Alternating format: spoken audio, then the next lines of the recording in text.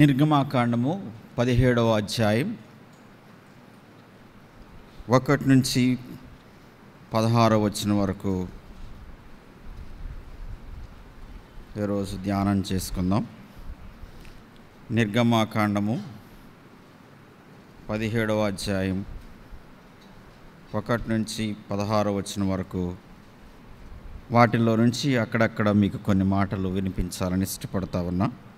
ప్రార్థన చేసుకుందాం. తల్ల వంచి ప్రభు సహాయాన్ని మనం కోరుకుందాం. ప్రేమ కలిగిన తండ్రి, దయగలిగిన మా దేవ, మహోన్నతుడివి, సర్వోన్నతుడివి, సర్వశక్తిమంతుడవు, మహనీయుడివి, మహాగణుడవు, ఈ ఉదయకాల సమయంలో ప్రత్యేక రీతిగా ఇప్పటి వరకు దేవా పాటల చేత మిమ్మల్ని మహింపరచుటకు మీరు ఇస్తూ వచ్చిన మీ సన్నిధి, మీ సహవాసాన్ని బట్టి మీకెంతైనా వందనస్తులం. మా దేవ, మా తండ్రి, ఈ దినం ప్రభువా మరి మీ రక్తం చేత కొనబడిన వారు, కడగబడిన వారు కలిసి మిమ్మల్ని ఆరాధించే దాని కొరకై దేవా మీ పునరుద్ధాన దినములో మమ్మల్ని అందరినీ కూడా ఇలాగున సజీవులుగా సమకూర్చిన విధానాన్ని బట్టి మిమ్మల్ని స్తుతిస్తున్నాం. దేవా, ఈ లేఖనములో నిర్గమాకాండములో 17వ అధ్యాయం 1 నుంచి 16 వచనాల్లో మాకు కావలసిన మీ మాటల్ని బహుతేటగా తెల్లగా ప్రభువా తండ్రి వివరించమని, నరునికి ప్రభువా నాయన అర్థం కానివి ఎన్నో ఉన్నాయి. ప్రభువా ఉపదేశ సారమేదనగా పవిత్ర హృదయం నుండి, మంచి మనస్సాక్షి నుండి, పరిశుద్ధ హృదయం నుండి కలుగు ప్రేమయే మీ నుండి, మీ హృదయంలో నుండి వచ్చే మాటలు మా జీవితాలకి దేవా ఎంతో మేలుకరంగా ఉంటాయి, అవి ఆదరణగా ఉంటాయి. అలాగూ మీరు నడిపిస్తారని నమ్ముతూ నిదాసుని నన్ను కూడా మీ సిలువ చాటున కొంత సమయాన్ని మరుగుపరిచి మీరు మహిమ పొందవలసింది కోరుకుంటూ మీకు అప్పగించుకుంటూ యేసుక్రీస్తు వారి నామంలో ప్రార్థించి వేడుకుంటున్నాం తండ్రి, ఆమేన్. మనందరికీ తెలిసినటువంటి సత్యమే, మనం ఎలాంటి ప్రపంచంలో ఉన్నాము అంటే ఏఐ అనేది ప్రపంచవ్యాప్తంగా తెలిసినటువంటి విషయం. అయితే ఏఐ అంటే మనకి కృత్రిమ మేధస్సు, ఆర్టిఫిషియల్ ఇంటెలిజెంట్ అంటాం కదా. అయితే మీకు ఒక విషయం చెప్తే కొంతమందికి ఆశ్చర్యపోవచ్చేమో, కానీ ఏంటి అంటే కనుక ప్రపంచంలో అతి ఎక్కువగా రోబోస్ని తయారు చేసేటువంటి కంట్రీ సౌత్ కొరియా ఉంది. ఆ దేశంలో ఎక్కువగా వాటిని తయారు చేసి ఆయా దేశాలకి వాటిని సప్లై చేస్తారు. అయితే దాన్ని తయారు చేసేటప్పుడు దాని ప్రోగ్రామర్స్ని ఎలా సెట్ చేస్తారంటే ఒక 6 గంటలే పనిచేసే విధంగా పెడతారు. కొనుక్కున్న యజమాని ఏం చేస్తారంటే ఇంకొక 3 గంటలు దానికి పని పెంచి ఫస్ట్ లెవెల్ నుంచి సెకండ్ లెవెల్కి దించి 6 నుంచి 9 గంటలు పని చేయాలని దానికి పెట్టాడు ఒక యజమాని. హోటల్లో మనకు బాగా తెలుసు, మనుషులతో అవసరం లేకుండానే అన్ని పనులు చేయించుకోవచ్చు. అలాంటి ప్రక్రియలో హోటల్లో తెచ్చుకున్నాడు, కొనుక్కున్నాడు, పని చేయిస్తూ ఉన్నాడు. 6 గంటలు దాటిన తర్వాత మరి 1 గంట ఎక్కువయ్యేపాటికి అది స్ట్రెస్కి గురయ్యి, ఒత్తిడికి గురయ్యి, మానసికానికి గురయ్యి, డిప్రెషన్కి గురయ్యి తన వైర్ని పీకేసుకుని బిల్డింగ్ మీద నుంచి కింద పడి చచ్చిపోయింది. మీరు నమ్ముతారా? ఎక్కడ నమ్ముతావు సార్? మీకు సెల్ ఫోన్లు ఉన్నాయి కదా, తర్వాత చూసుకోండి వెళ్ళి. రోబో సూసైడ్ అంటే మొత్తం వచ్చేస్తుంది. ఎందుకు ఈ మాట చెప్తున్నానంటే యంత్రాలు కూడా ఈ భూమి మీద ఉండటానికి ఇష్టపడతలేదు. సూసైడ్ యంత్రాలు చేసుకుంటున్నాయి అంటే మనం చాలా గొప్పవారమి. దేవుడు మన జీవితాల్లో ఎందుకు మనల్ని రక్షించుకుని ఎన్ని ఉన్నా తట్టుకుని ప్రభు కోసం జీవించడానికి ఇష్టపడుతున్నాము అంటానికి ఒక సాదృశ్యం. కాబట్టి ప్రత్యేకంగా మన లైఫ్లో కూడా ఒకవేళ మనం ఇదంతటిని ఆలోచిస్తూ ఉన్నప్పుడు ఒక మాట, దానికి బాధ అంటే ఇష్టం లేదు. మనకు కూడా చాలాసార్లు సఫరింగ్ అంటే మనకి ఇష్టం ఉండదు, బాధ అంటే మనకి ఇష్టం ఉండదు, పెయిన్ అంటే అస్సలు ఇష్టం ఉండదు కదా. అయితే నిజమే, ఒక ఆయన ఏమన్నాడంటే దేవుణ్ణి ఆరాధించే ముందు ఎందుకు ఈ మాటలు తీసుకొస్తున్నారో ఒకసారి మిమ్మల్ని కనెక్ట్ చేయడం కోసం ఈ మాటలు చెప్తా వస్తున్నా. ఎందుకు అంటున్నాడంటే సిఎస్ లూయిస్ అనేటువంటి ఒక వ్యక్తి ఏమన్నాడు తెలుసా? ఆయన ఒక బుక్లో గ్రీఫ్ అబ్జర్వ్డ్ అనేటువంటి బుక్లో పెయిన్ గురించి ఇలా ఒక మాట రాస్తా వచ్చాడు. ఏమని అంటే కనుక, if there is no pain in this world, the world becoming the leprosy hospital అని అంటాడు. అంటే మానవునికి బాధ లేకపోతే, సఫరింగ్ లేకపోతే, అలాంటి ప్రపంచము ఎలాంటిదంటే కుష్ఠరోగంతో ఉన్న హాస్పిటల్తో పోల్చాడు. ఎందుకు అంటే కనుక వాడికి స్పర్శ ఉండదు, బాధ ఉండదు. సౌండ్ తగ్గిస్తే బాగుంటుంది తమ్ముడు. కాబట్టి అలాంటి ప్రపంచంలో మనం ఉన్నాం. చాలామందికి కొన్ని పెయిన్ ఉండదు ఏది జరిగినా. కాబట్టి అందుకనే దేవుడు pain is in Christian life is a life line. మనకి లైఫ్ లైన్ వద్దుపోతే లైఫ్ అవసరం లేదన్నట్టుగా ఫీల్ అవుతూ ఉంటాం. అయితే అందుకని మన జీవితాలకి పెయిన్ అవసరమో దేవుడు ఎలా తీసుకొచ్చి ఆయన ఆరాధించే బిడ్డలుగా చేశాడన్నది మిమ్మల్ని కనెక్ట్ చేయబోతా ఉన్నా. నెంబర్ 1 అంటే పెయిన్ లేకపోతే కనుక మనకి కరెక్షన్ ఉండదండి. పెయిన్ లేకపోతే కంట్రోల్ ఉండదు, పెయిన్ లేకపోతే కంఫర్ట్ ఉండదు, పెయిన్ లేకపోతే జీవితంలో ఏమీ జరగదు. అందుకని చాలాసార్లు ఆయనకి దగ్గరగా రావటానికి, ఆయనతో సంతోషంగా మనం జీవించడానికి, సంతోషంలో ఎప్పుడు దేవుని ఎక్కువగా గుర్తు చేసుకోం కదా. వాస్తవం అది. ఎప్పుడు గుర్తు చేసుకుంటామంటే బాధలో. మరి ఎక్కువసార్లు ఆయన గుర్తు చేసుకుంటానికి ఇష్టపడేవారమి. కాబట్టి అందుకనే ఆ మాటలు చెప్తా వస్తున్నాం. సో ప్రత్యేకంగా బైబిల్లో నుండి కూడా దీని గురించి మనం ఆలోచన చేస్తే, మనం ఎప్పుడైనా ఇలాంటి విధానంలో మనం వెళ్తూ ఉన్నప్పుడు బైబిల్లో నుంచి ఈ మాటలు రాయబడతా వచ్చాయి. రండి మన భాగానికి వద్దాము. పెయిన్ గురించి ఇక్కడ రాయబడతా వస్తుంది. చివరికి వాళ్ళు ఏ విధంగా దేవుని ఆరాధించారు అన్నదాన్ని మనం చూడబోతూ ఉన్నాం. రండి చూడండి, అక్కడ 17వ అధ్యాయము 1 నుంచి 16వ వచనం వరకు రాయబడిన మాటల్లో ఒక 4 విషయాలు మీ ముందుకు తీసుకురావాలని ఇష్టపడతా ఉన్నా. ఏంటి అంటే కనుక 1 నుంచి 7వ వచనం వరకు అక్కడ రాయబడిన మాటల్లో జిస్ట్ చెప్పేస్తాం మీకు. ఏమంటే వాటర్ గురించి 1 to 7లో నీళ్ళు, వాటర్ గురించి రాయబడతా వచ్చింది. 8వ వచనం కాడి నుంచి 13వ వచనం వరకు వార్ గురించి, తర్వాత 17 నుంచి 14వ వచనం వరకు 14వ వచనం వరకు 14వ వచనం ఒకటే అక్కడ వార్నింగ్ గురించి రాయబడతా వచ్చింది. 15వ వచనం కాడి నుంచి 16వ వచనం వరకు వర్షిప్ గురించి రాయబడతా వచ్చింది. బాగా గుర్తుంచుకోండి. 1 water, 2 war, 3 warning, 4 worship. So ఈ 4 ఈజీగా మీ మనసుల్లో ముద్రించుకోవాలని ఆశపడతా ఉన్నా. రండి ఈ భాగంలో మనం ఆలోచన చేస్తూ ఉన్నప్పుడు ఏమని రాయబడతా వచ్చింది అని ఆలోచన చేస్తే గనక, తరువాత ఇశ్రాయేలీల సర్వ సమాజము యెహోవా మాట చొప్పున తమ ప్రయాణములలో సీను అరణ్యము నుండి ప్రయాణమైపోయి రెఫీదిములో దిగిరి, ప్రజలకు తమకు త్రాగు నీళ్లు లేనందున అనే మాట రాయబడతా వచ్చింది. సో ఇశ్రాయేలీలు ఎప్పుడైతే ఐగుప్తు నుంచి వాళ్ళు విడిపించబడుతూ వచ్చారో, విడిపించబడిన తర్వాత వాళ్ళు ఎర్ర సముద్రానికి రాగానే దేవుడు వాళ్ళకు గొప్ప కార్యం చేశాడు. మన బాగా తెలుసు. అక్కడి నుంచి వాళ్ళు బయలుదేరి వస్తూ వచ్చారు. బయలుదేరి వచ్చినటువంటి తర్వాత బానిసత్వం నుంచి విడిపించిన సంగతి వాళ్ళకి తెలుసు. అయితే దేవుడు ఒక రకంగా వాళ్ళకి ఫ్రీడమ్ ఇచ్చాడు, స్వేచ్ఛనిచ్చాడు, బందీల నుంచి బదిలీ చేశాడు, స్వతంత్రులుగా ఆయన విడిపించినట్లుగా మనకు తెలుసు. అందుకనే ప్రతి ఒక్కరికి విశ్వాసులైన వారు దేవుని ఆరాధించేవారు ఎవరంటే విడిపించబడినవారు కదా. ఆయన ఆరాధించేది ఎవరంటే క్షమాపణ పొందిన వాళ్ళు, ఫ్రీడమ్ వచ్చిన వాళ్ళే. అందుకనే ప్రతి దేశానికి స్వతంత్రం ఉంది. అమెరికా దేశానికి కూడా స్వతంత్రం ఉంది, మన దేశానికి స్వతంత్రం ఉంది.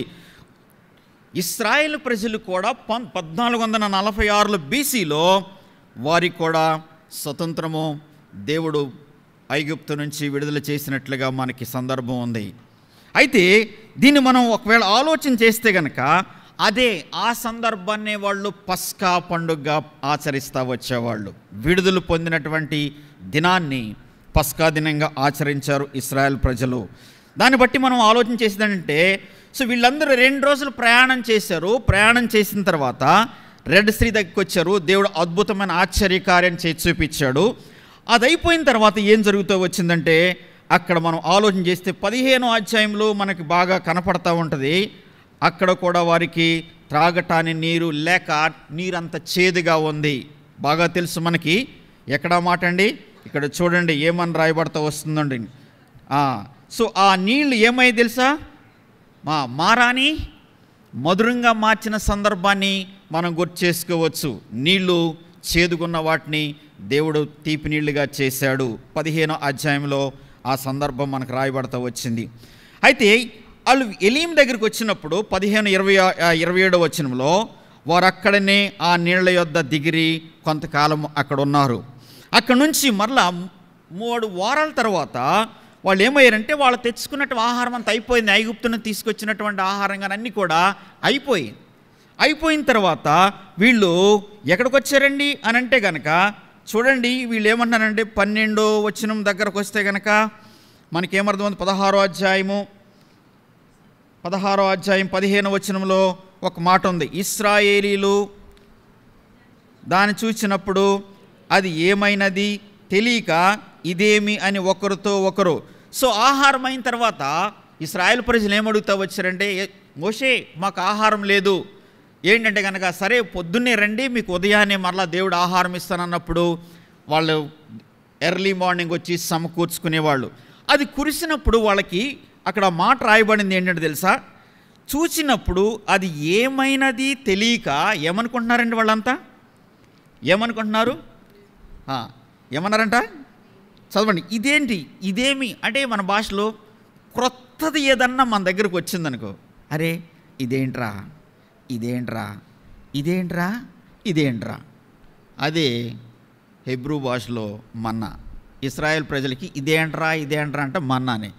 ఆ భాషలోకి వెళ్ళబడడానికి మన్నా అనేటువంటి ఆహారాన్ని దేవుడిచ్చాడు అని చెప్తా వస్తాం. ఈ ఆహారాన్ని తీసుకున్న తర్వాత మరలా వాళ్ళకి మాంసం కావాలంటే దేవుడు సప్లై చేస్తూ వచ్చాడు. ఇదంతటినీ మనం చూస్తూ ఉన్నప్పుడు అక్కడి నుంచి మరలా వీళ్ళు కదిలి ఎక్కడికి వచ్చారండి? ఇప్పుడు మన 17వ వచనంలో వీళ్ళు ఎక్కడికి వచ్చారు? రెఫీదీములోనికి వచ్చారన్నమాట మాట మనకు అర్థమవుతుంది.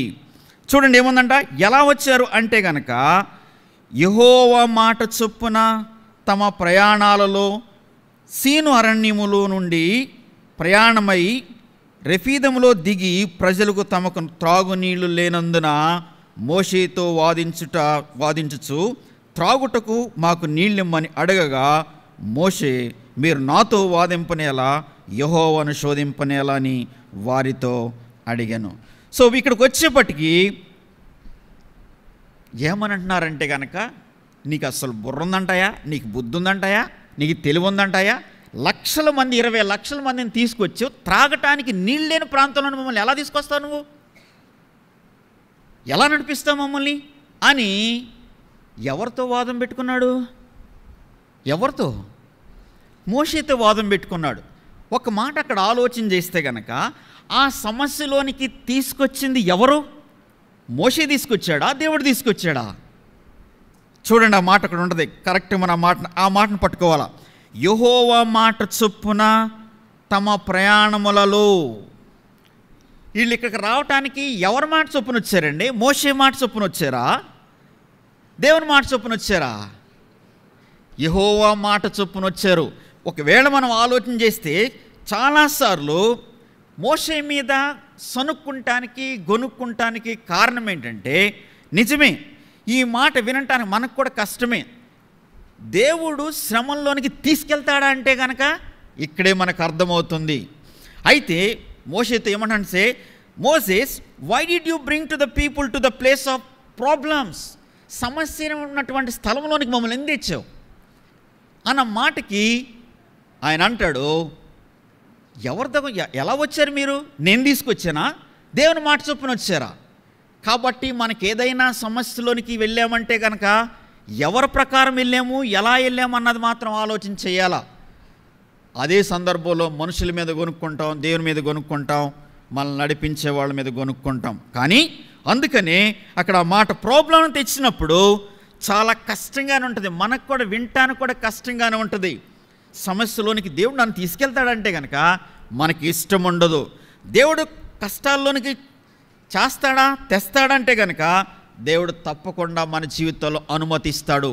అలాంటి పరిస్థితుల్లో దేవుని ఆరాధించడానికి సాధ్యపడుతుందా అన్నది నా ప్రశ్న. అయితే అన్ని విషయాల్లో దేవుడు ఉండకపోవచ్చు. కొన్నిసార్లు సమస్యలు వచ్చినప్పుడు మనం ఏమనుకుంటామంటే దేవుడు ఆ పరిస్థితులు ఉండకపోవచ్చు అనుకోండి.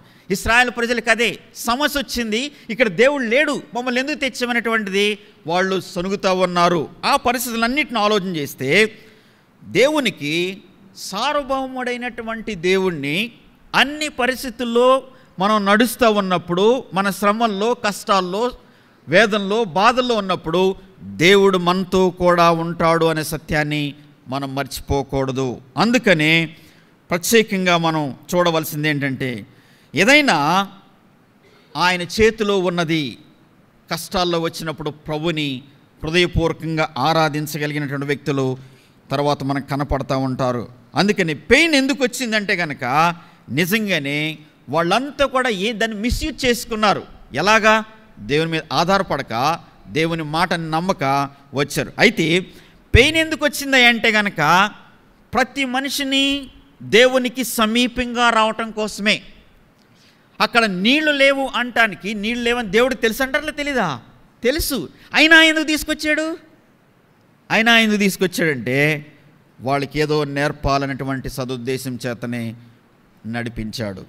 అక్కడ నిజంగా నన్ను గుర్తించగలరా, నన్ను ఆరాధించగలరా, నన్ను నిజం నా మీద ఆధారపడగలరా అనేటువంటి విషయాన్ని దేవుడికి తెలిసే మోషేని నాయకుడిగా ఉంచినప్పుడు కూడా యెహోవా మాట చొప్పున నీళ్ళు లేని స్థలానికి తీసుకెళ్ళాడు. మనకు కూడా సమస్యలోని తీసుకెళ్ళినప్పుడు దేవుడు గుర్తుకొస్తాడంటారా? అప్పుడే గుర్తుకొచ్చేది వాస్తవంగా. ఆనందములో సమృద్ధిగా ఉన్నప్పుడు, అన్నీ బాగున్నప్పుడు దేవుణ్ణి సరిగా మనం గుర్తుకు చేసుకోలేమేమో అన్నది మాత్రం. అయితే ప్రత్యేకంగా మనం చూడవలసింది ఏంటంటే, ఈ పరిస్థితుల్లో మొట్టమొదటిగా చూడండి ఏమని రాయబడతా వచ్చిందంటే 3 విషయాలు మనం అక్కడ అర్థం చేసుకోవచ్చు. ఏమని? ఒకటి, పెయిన్ ఎందుకు వచ్చింది అంటే కనుక ఫ్రీడమ్ మిస్యూజ్ చేసినాము అంటే కనుక మూడు కారణాలు ఉంటాయి. ఒకటి, పనిష్మెంట్ ఉంటుంది, ప్రొటెక్షన్ ఉంటుంది, ప్రామిస్ ఉంటుంది, లేక ప్రమోషన్ ఉంటుంది. మన జీవితాన్ని ముందుకు తీసుకెళ్ళాలి అంటే కనుక ఇశ్రాయేలు ప్రజలకి నీళ్ళు లేని స్థలాన్ని తీసుకొచ్చాయంటే God is going to be punish, number 1. తర్వాత God is going to protect, number 2. Number 3, God is going to promote. దేవుడు వాళ్ళని ముందుకి ఉన్నతమైన స్థాయికి తీసుకెళ్ళబోతూ ఉన్నాడు. అందుకనే దాన్ని అలవ చేశాడు. ఇవి మనకు ముందు కనపడవు. ప్రస్తుతం ఉన్నటువంటి సమస్య మనకు కనపడద్దు ఎప్పుడైనా. దాన్ని బట్టి అదిరిపోనవసల్లా, బెదిరిపోనవసల్లా. అందుకనే ఏది మంచో ఏది చెడో దేవుడు ఆలోచించడానికి ముందుకు తీసుకెళ్తూ వచ్చాడు. అయితే వీళ్ళ జీవితాల్లో రిస్టోర్ చేయాలని దేవుడు ఇష్టపడుతూ వచ్చాడు. కాబట్టి అలాగున చాలా సందర్భాల్లో సామ్సన్ లైఫ్ని కానీ వాళ్ళని జీవితాన్ని ముందుగా శిక్షించాడు, ఆ తర్వాత వాళ్ళ జీవితాన్ని రిస్టోర్ చేసినట్లుగా చూస్తాం. అయితే పెయిన్ నీకు లేకపోతే కనుక నా అవసరత ఉండదేమో. చాలాసార్లు మన జీవితంలో బాధ, శ్రమ, కష్టం రాకపోతే దేవుని మీద పరిపూర్ణంగా ఆనుకోవటం అనేది కొన్ని సందర్భాల్లో జరగదు. అందుకని పెయిన్ లేకపోతే ఆయన మీద ఆధారపడిన సమస్యలు ఉంటాయి. పౌలుతో కూడా ఏదంటాడు, దేవా నాకు చాలా పెయిన్గా ఉంది, బాధగా ఉంది, తీసేస్తావంటే నో నేను తీను. మరి ఎట్లాగా తట్టుకోవాలంటే అని అంటే ఏమన్నా తెలుసా? పెయిన్ ఉంటుంది కానీ దాంతోపాటు నీకేమిస్తా? తట్టుకుంటానికి నా కృపనిస్తాను.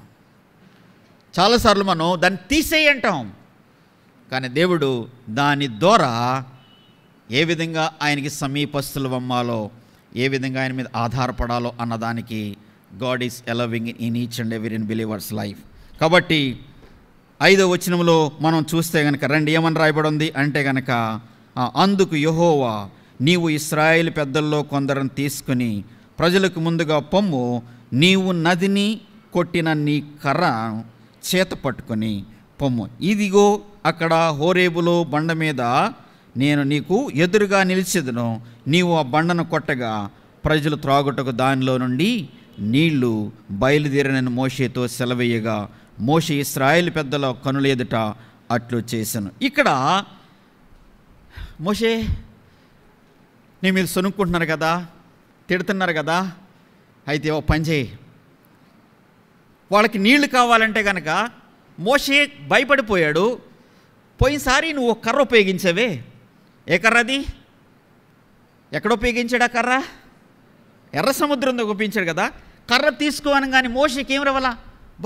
మరలా ఈ కర్రతో పని వచ్చిందా?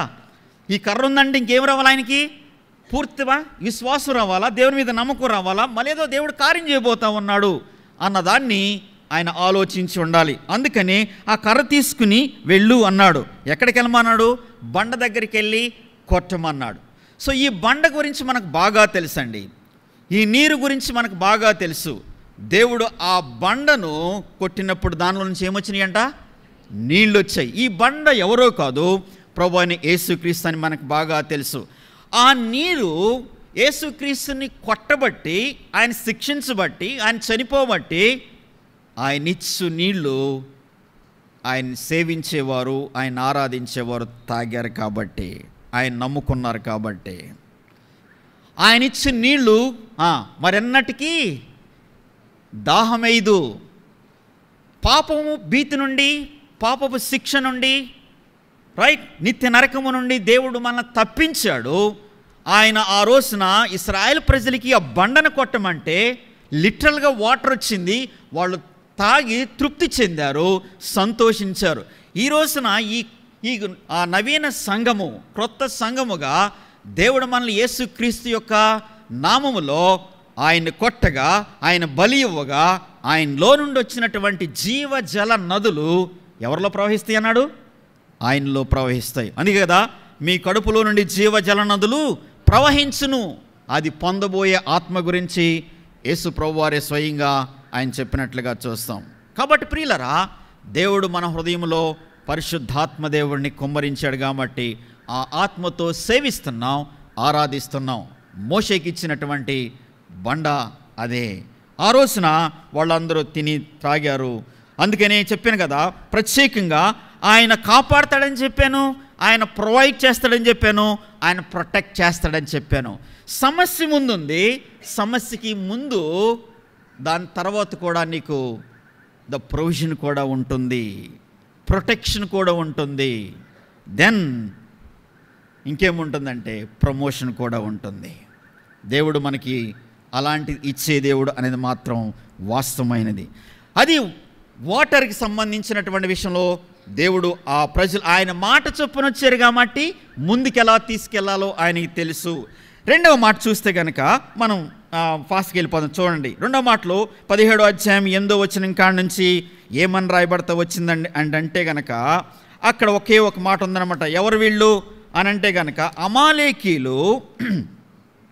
అమాలేకీలు ఎవరితో యుద్ధం చేశారండి? ఇశ్రాయేల్ ప్రజలతో యుద్ధము చేసినట్లుగా మనం చూస్తాం. అందుకని తరువాత అమాలేకీలు వచ్చి రెఫీదీములో ఇశ్రాయేలుతో యుద్ధము చేయగా మోషే యెహోషువతో, అక్కడ సందర్భం మనకు బాగా తెలుసు అన్నమాట. వీరెవరో కాదు, ఏశావు సంతానమే అమాలేకీలు. యాకోబు, ఏశావు మనకు బాగా తెలుసు. వీళ్ళ ఇద్దరు అన్నదమ్ములు, వాళ్ళలో నుంచి ఏశావు వెళ్ళిపోతాడు. ఆయన దగ్గర నుంచి వచ్చినటువంటి సంతానము అమాలేకీలు. దేవుడు వీళ్ళేమనంటే వారితో యుద్ధము ఏమనంటే కనుక ఆ మాట చూడండి, వీరితో యుద్ధం చేయటానికి చరిత్రలో అంతట్లో ఒక వీరిని చూస్తే కనుక ఎప్పుడు కూడా దేవుడు అంటే వీరు మీకు బద్ధ శత్రువులు బాబు అని చెప్తా వచ్చాడు. శత్రువుతో పోరాడుతూ ఉంటారు, వారిపై విజయాన్ని మీకు అనుగ్రహిస్తూ వస్తాను అనే మాటని 11వ వచనంలో చూడండి. మోషే తన చెయ్యి పైకెత్తినప్పుడు ఇశ్రాయేలు గెలిచిరి, మోషే తన చెయ్యి దింపినప్పుడు అమాలేకీలు ఓడిపోయిరి. ఇదంతా మనం చూస్తే గనక కిందకు వచ్చేప్పటికి ఏమని రాయబడి ఉంటుందంటే, యెహోషువ కత్తి వాడి చేత అమాలేకీల రాజును అతని జనులను గెలిచెను అనే ఉంటుంది. కాబట్టి దేవుని శక్తి మీద ఆధారపడినప్పుడు ఒక విశ్వాసి లేక దేవుని నమ్ముకున్న వాళ్ళు దేన్ని బట్టి మనం ఆరాధిస్తామంటే కనుక మన జీవితంలో కలుగుతూ వచ్చినటువంటి జయాన్ని, విజయాన్ని ఆయనకి ఇచ్చేటువంటి ఘనత అదే. ఆయనలో ఉన్నటువంటి శత్రువు పైన విజయం దేవుడు మనకిచ్చాడు. లోకంలో కొనసాగుతూ ఉన్నప్పుడు మనకు వచ్చేటువంటి ప్రతి విధమైనటువంటి సమస్యల నుండి తప్పిస్తూ కాపాడుతూ ఆయన వచ్చిన దేవుడు అనేది గుర్తుపెట్టుకోవాలా. ఆయన మీద ఆధారపడి, ఆయన శక్తి మీద ఆధారపడే దానికి గాను ఇది గుర్తుగా తెలియజేస్తూ ఉంది. కాబట్టి యెహోషువ కత్తి చేత అమాలేకీయులను అతని జనులను గెలిచెను అనే మాట రాయబడుతూ వచ్చింది. ఎలా నడిపించాడు మనకు బాగా తెలిసిందే, నిజమే. వీటన్నిటిని ఆలోచిస్తూ ఉన్నప్పుడు విశ్వాసిలో సఫరింగ్ ఉంటుంది. సఫరింగ్తో పాటు విజయం కూడా దేవుడు ఇస్తాడు అన్నది రెండవ మాటలో మనకు అర్థమవుతూ వస్తుంది. మూడవ మాటను చూడండి. 14వ వచనంలో ఏమని రాయబడుతూ వచ్చింది అంటే కనుక, అప్పుడు యెహోవా మోషేతో ఇట్లనెను, నేను అమాలేకీయుల పేరు ఆకాశము క్రింద నుండకుండా బొత్తిగా తుడిచివేయుదును కనుక జ్ఞాపకార్థముగా గ్రంథములో దీన్ని వ్రాసి యెహోషువకు వినిపించుము. మోషే, సో వార్నింగ్ ఇస్తున్నా, ఈ సన్నివేశాన్ని, ఈ సంఘటనని నువ్వు బుక్లో రాయి, అది యెహోషువకు వినిపించు. వాటర్ లేదు, వార్ వచ్చింది, వార్నింగ్ ఇస్తా ఉన్నాడు దేవుడు. ఎవరికి? అమాలీయులకి. అమాలీకీయుల పేరు మనం ఒకవేళ ఆలోచన చేస్తే కనుక వీరందరూ కూడా వీళ్ళని ఎక్కడంటే ఆకాశం క్రింద నుండకుండా మొత్తాన్ని తుడిచిపెట్టేస్తా. First you remind them, give the warning and write in the book. అది ఆ విషయము జోషువకి తెలియాలి. తర్వాత నువ్వు ఉండకపోవచ్చు, ఆయన తర్వాత యుద్ధ వీరుడిగా ముందుకెళ్ళబోతా ఉన్నాడు, ఆయనకి ఈ మాటలో తెలియజేయటానికి లిఖించు అనే మాటని రాయబడతా వచ్చింది. అయితే వీటినంటిని మనం ఆలోచిస్తూ ఉన్నప్పుడు ఎందుకు, ఏంటి, ఎలా అని మనం ఒకవేళ చూస్తే, దేవుడు ఏదైనా ఒక శత్రువు మన మీదకి వచ్చినప్పుడు, ఒక శ్రమ మన మీదకి వచ్చినప్పుడు దేవుడు దాని నుండి దూరం చేయటానికి, అది మన పక్షమా, తన బిడ్డల పక్షమా, ఇశ్రాయేలు ప్రజల పక్షమంగా అంటే దేవుడు జోక్యం చేసుకుంటే ఏ నరుడు కూడా ముందుకెళ్ళలేడు. కాబట్టి వాళ్ళు విజయాన్ని ఈ రోజుకి మనం చూస్తూ ఉన్నాం. ఇశ్రాయేలు పైన సంవత్సరం నుండి జరుగుతూ వస్తున్న యుద్ధ భీకరాలు అన్నిటిపైన దేవుడు విజయాన్ని, జయాన్ని ఇస్తూ వస్తున్నాడు. కారణం ఏంటంటే ఆయనకి తెలుసు ప్రపంచంలో ఆయన దేవుడు అనే సత్యాన్ని ఎరగటానికి. ఆ రోజున ఆయన ప్రపంచంలో ఉన్నటువంటి కొద్ది దేశాలు అయినప్పుడు కూడా ఇశ్రాయేలు దేవుడే దేవుడనే సత్యాన్ని ఎరిగారు. ఈరోజు కూడా గుండెలు పట్టుకుని భయంతో ఉన్నటువంటి సందర్భాలు ఉన్నాయి. కాబట్టి ప్రియులారా, మన జీవితంలో వచ్చేటువంటి జ్ఞాపకార్థంగా రాయటానికి వార్నింగ్ ఇస్తూ ఉంటాడు. కొన్నిసార్లు వార్నింగ్ ఇస్తూ ఉంటాడు దేవుడు. అందుకని ఒక మాట చూస్తే కనుక చూడండి, ద్వితీయోపదేశకాండము 25వ అధ్యాయం 19వ వచనం ఏమని రాయబడుతూ వచ్చిందో ఒక మాట. ద్వితీయోపదేశకాండం 25వ అధ్యాయం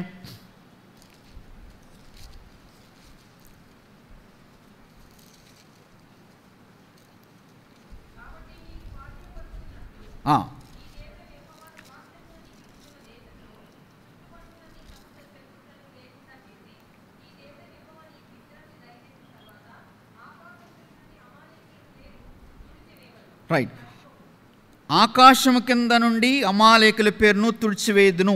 పైన ఏముందంటే, నీవు స్వాధీనపరుచుకొనున్నట్లు నీ దేవుడిని యెహోవా స్వాస్యము నీకిచ్చున్నట్లు దేశములో చుట్టుపట్లనున్న నీ సమస్త శత్రువులు లేకుండా దేవుడు మోషేతో చెప్తూ వచ్చిన మాట ఏంటంటే, శత్రువులు లేకుండా, ఫిజికల్గా శత్రువులు లేకపోవచ్చు కానీ మన జీవితంలో అన్సీన్ ఎనిమీస్ ఆర్ దేర్. దృష్టికి కనపడనివి, కంటికి కనపడనివి మన ఆకాశ మండలం ముందున్న దురాత్మ సమూహముల యొక్క శత్రువులు ఉన్నారు. వాటితో పోరాడేటువంటి పోరాటంలో కూడా మనకి జయాన్ని, విజయాన్ని ఇస్తాను అని ఎఫెసీ రాసిన పత్రిక 6వ అధ్యాయంలో రాయబడతా వచ్చింది. కాబట్టి మనల్ని ఎలా చేయాలని అంటే ఆకాశం కింద జయవీరులుగా, ధీరులుగా, విజయకేతనం ఎగరేసేవారుగా, ఆయనకి ఇష్టలైనటువంటి బిడలంగా ఈ భూమి మీద ఉండాలన్నదే ఆయన తలస్తూ వచ్చాడు. కాబట్టి అందుకనే మొట్టమొదటిగా మనం ఆలోచన చేస్తే సమస్యలోనికి తీసుకొచ్చేది ఆయనే, దానిలో నుంచి బయటికి తీసుకెళ్ళేది ఆయనే. తర్వాత దానిలో మనకి ఒకవేళ యుద్ధం వచ్చినప్పుడు కూడా జయాన్ని, విజయాన్ని ఇచ్చేది ఆయనే.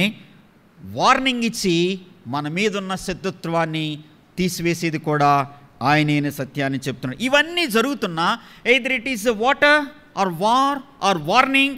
సో ప్రైజ్ గాడ్, ఏదొచ్చినప్పుడు కూడా ప్రభువా జయము నీదే, వీఆర్ వర్షిపింగ్ యూ అనే మాటని కంక్లూడ్ చేస్తూ వస్తున్నాడు.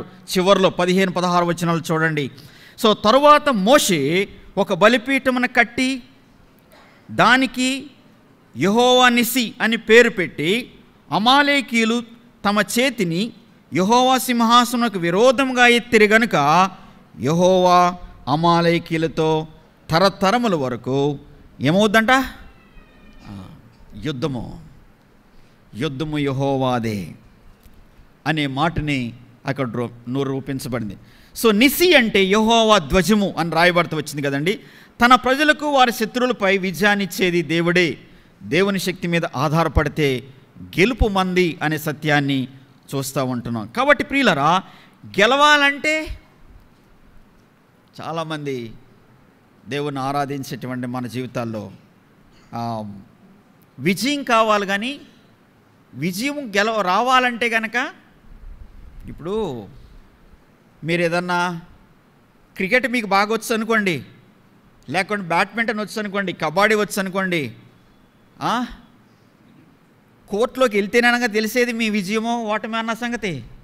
కోర్టులో దిగాలి కదా ముందు. కోర్టులో దిగితే ఓడిపోతావా గెలుస్తావా అన్నది అప్పుడు చూపిస్తాడు దేవుడు.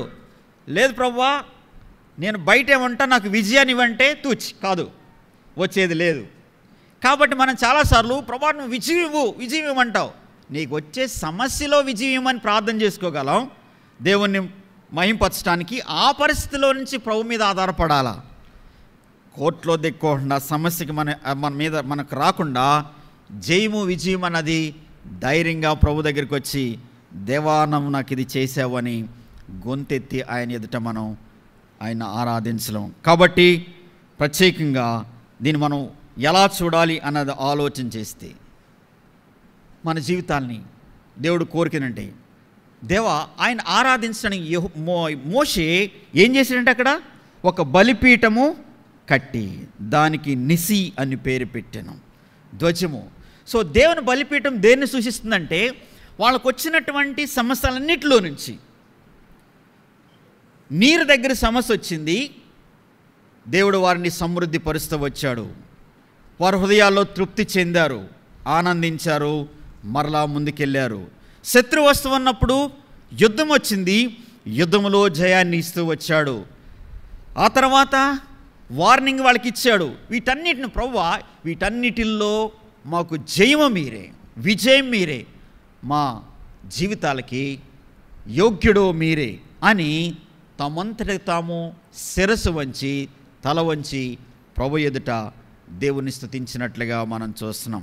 అది విట్నెస్గా ఉంది, వర్షిప్గా ఉంది, విట్నెస్గా కూడా వాక్యం రాయబడుతూ వచ్చింది. కాబట్టి ప్రియులారా, దేవుడు మన జీవితంలో ప్రత్యేకంగా ఏమని ఆశిస్తూ ఉన్నాడు అంటే కనుక పరిస్థితులన్నిటిలో నుంచి మనల్ని ఎలా ప్రొటెక్ట్ చేస్తూ వచ్చాడో ఈ సంవత్సరం అంతట్లో వ్యక్తిగతంగా మీకు తెలుసు. వాటన్నిటిని తప్పించిన దేవుడిని యోగ్యముగా ఆరాధించడానికి, ఆయన స్తుతించడానికి, ఆయన కొనియాడటానికి వేదికగా మనం కూడుకుని ఉన్నాము.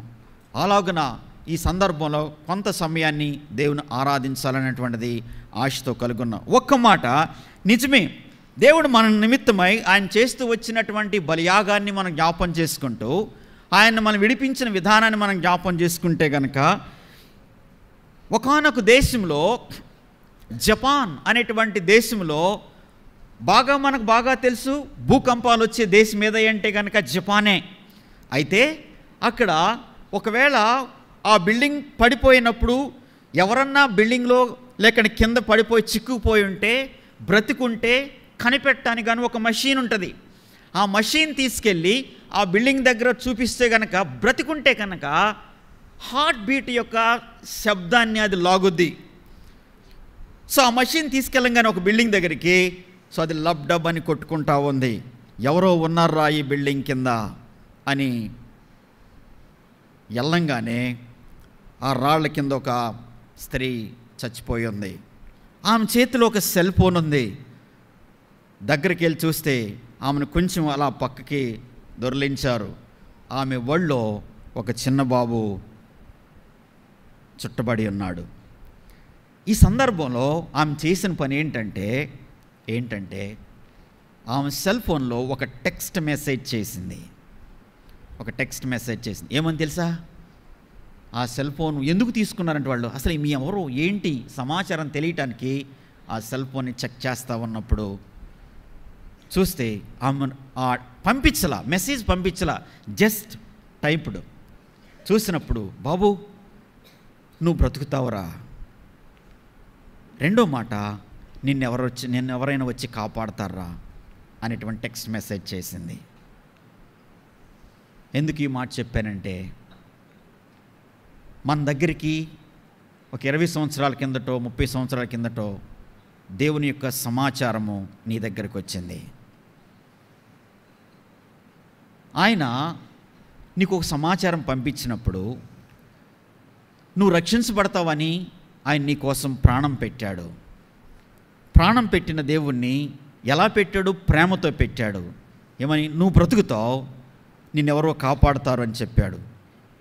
మనం ఎక్కడ వారమో ఎప్పుడు వారమో తెలియదు, కానీ దేవుడు మనల్ని రక్షించుకున్నది దేనికోసమో తెలుసా? కేవలము 2 విషయాలు. ఒకటి, ఆయన మన రక్షణ జీవితంలో నుంచి ఆయన్ని మహింపరచటము, ఆయన సారూప్యతలోనికి మారటము. 2 విషయాలు. ఆ తల్లికి ఏముంది తెలుసా? హోప్ ఉంది, నిరీక్షణ ఉంది, తర్వాత ప్రేమ ఉంది కొడుకు పట్ల, ఆ తర్వాత విశ్వాసం ఉంది, ఆయన బతుకుతాడని.